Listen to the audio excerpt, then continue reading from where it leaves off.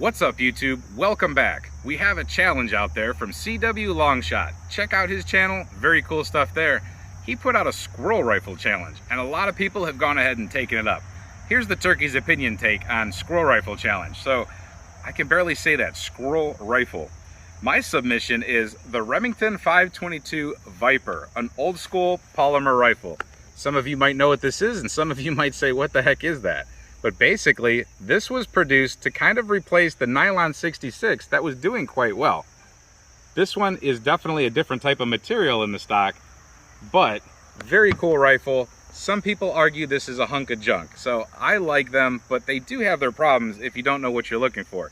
Let's start off right off the bat with what is the thing that makes this a hunk of junk sometimes, and that's the magazine. So we have a plastic magazine in this one. It's a 10 round, detachable obviously. And in this one, we have a metal magazine. They basically look the same. Side by side, not a huge difference, little lettering coloring, but this one's a lot heavier. And then there's arguing over which one is more reliable. I personally think that the plastic or polymer ones are more reliable. So when I was a kid, these things came out, early 90s. They were at my local shop, and there was a really cool poster. They had scopes on them and a thing that said VIPER across the front of it. And my mom said, heck no, you're not having one of those. So I had to wait till later in life to find these at flea markets. So it's not my original squirrel rifle, but pretty close. I think Marlin 60 is probably the first squirrel rifle I ever used. But as far as my own, it's been this one. And I do have more than one. As far as these two, there's no real big difference except for I've spray painted them two different colors and they have two different magazines. But let's go over the rifle real quick. Very one-piece stock right here. And then it lays in this polymer housing, receiver, whatever you want to call it. This is all polymer, and that lays in. The only thing that's really metal is a couple components inside the trigger and then the barrel. It's got basic, I call them BB gun sights, a big ramp to adjust your elevation, and then just a front black bead. And these do get loose. You have to keep them tightened down or you can lose them in the field.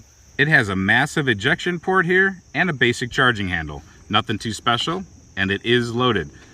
This has an open-sided magazine so you can count your rounds, pretty convenient. And the magazine does slip out very easily. You have to kind of rock it in just a hair to get that tab to close. Basic crossbar safety. It's on safe now, off safe, safe again.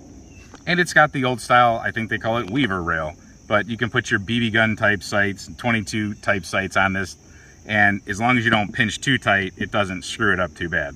I have put optics on these, but I generally like to just keep it iron sighted. These things are very accurate once you figure out the iron sights on them. The difference between these two, other than the coloring and the magazine, is I keep this one loaded with subsonics and I keep this one loaded with maxi mags.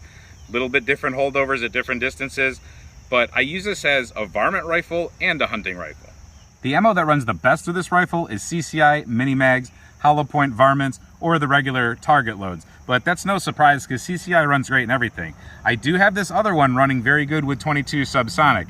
It's kind of a quicker round for a subsonic round, and it does have a hollow point, so it does function. Now Remington actually did make a 22 VIPER ammunition. I don't know if it was to go with the rifle or not, and I actually don't know if it shoots properly out of this rifle. We're gonna try it today. I do shoot this M22 out of it, and some people say this is crappy bulk ammo, but these guns seem to like it. It's a little dirtier, but it does run well. Now, the one thing that will not run in this gun, do not try to run stingers in here. A lot of people like these stingers. These are CCI's hypervelocity version of a 22.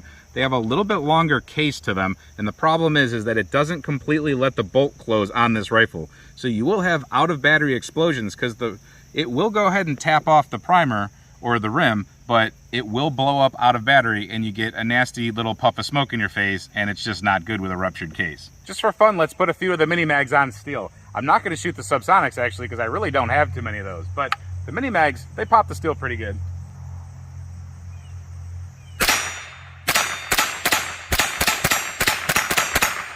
Definitely a fun one for just plinking and having fun with. I'm gonna try to real quick make a group on that target down there on the left, just 5 shots real fast.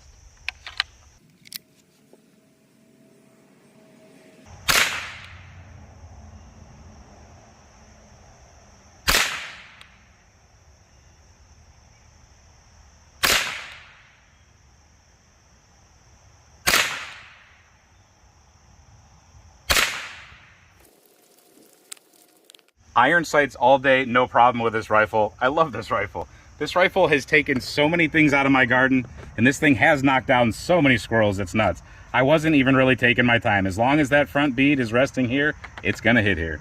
While we're at it, let's just see if we can get 5 of the Vipers to group out of the Viper.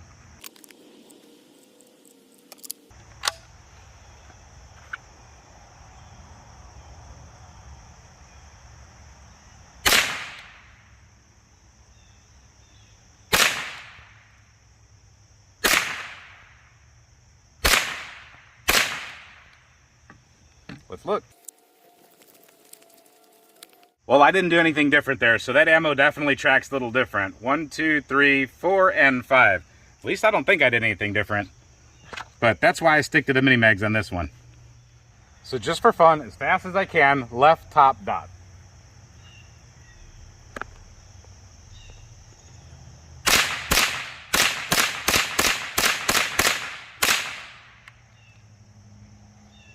It was empty. I still wanted to keep going. Now that was as fast as I can reasonably without missing, or trying to miss. So that pulled me over to the right a little bit, but even going very quickly, you can see it's definitely a minute a squirrel, and you're gonna hit those little boogers on the run with that kind of accuracy. It's a very easy gun to shoot, and once you realize you're shooting 22, you stop flinching, and there you go. So I've shown you the used and worn and painted up ones, but what happens when you get one new in box? You'll end up with this, the old school label for the Model 522 Viper auto-loading rimfire rifle with a 10-shot clip. Wow, a clip.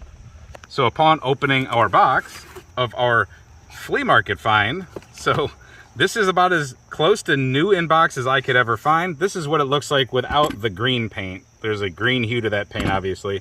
So they just came like this. They had the cool little Viper logo, the tag, do not this and do not that.